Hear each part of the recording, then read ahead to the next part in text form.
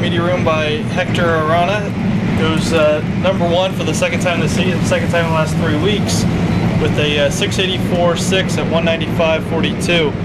And it's a nice little run you've been on. You feel good about where you're headed going into eliminations? I definitely feel a lot more comfortable. You know, I knew that the power was there. We just have to play conservative and get the right clutch tune-up. That's what we've been struggling this year, is being with the clutch. And like I told my son, just take it easy. Let's just make one run at a time and see what happens. And I hit it right the first time, so it was impressive. I was happy with that run. Questions for Hector? After red lighting in the final, did you say, I got to go back out there and really prove something to yourself, maybe more than anyone else? Well, yes. I mean, I learned something, and overall,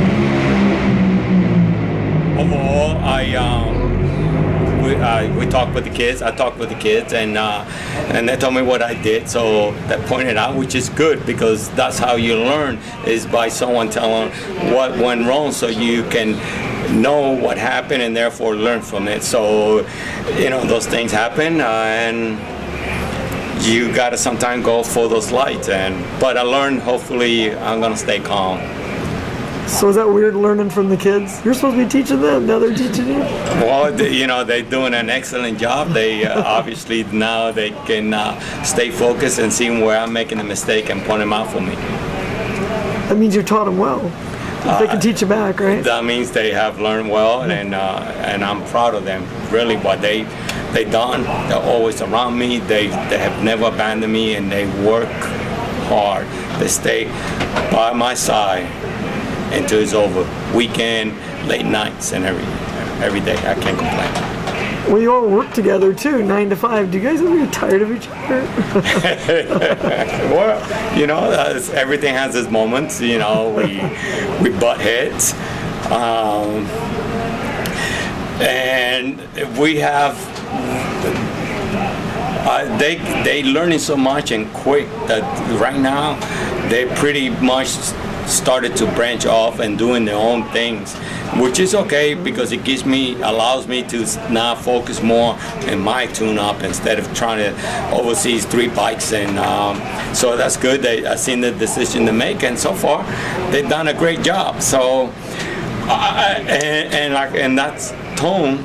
I've also showed them what I've done and asked for their opinion to see what they think what we should do. You figured that would happen someday. They would eventually branch off on their own. Just for the nature of life, the young ones go off on their own, sort of. Yes, and you know, and they're getting up there, and I don't know what's going to happen, but for the moment, I'm going to enjoy them, and that's all I can do. After running so good this morning, did you try something radically different for the second section here? No, I stay conservative still, because the thing that we learn is consistency, and that's what we need to stay focused on. Is this the best you felt about your countdown chances since '09? Overall, yes. This is. I'm confident. We know we got the power. We just got to stay focused. We can't look at the end. We just got to look one step ahead of us and take that step, and then take the next step. But I can't look way forward. It doesn't help. But do stay focused on what we want. Are you saying the boys are making their own tuning calls? Yeah, so far Adam has been doing his own tuning call. Hector, for a while already, he's been doing his tune-up, clutch, engine, fuel. Even at the track with Dan, you know, they're calling their own shot right now, and I've let them, and so far they're doing great. I'm proud of you. The fact that you've got 2 sons doing this, you're still very much. I'm blessed. This is a dream for me. I've never in my wildest dream thought that I'd be still racing, being successful, And on top of it, having my kids to help me and being with me and not participating in the sport, because I've never encouraged them to be a racer. I've never put them on a bike and let's practice. I didn't want them to race, not bikes.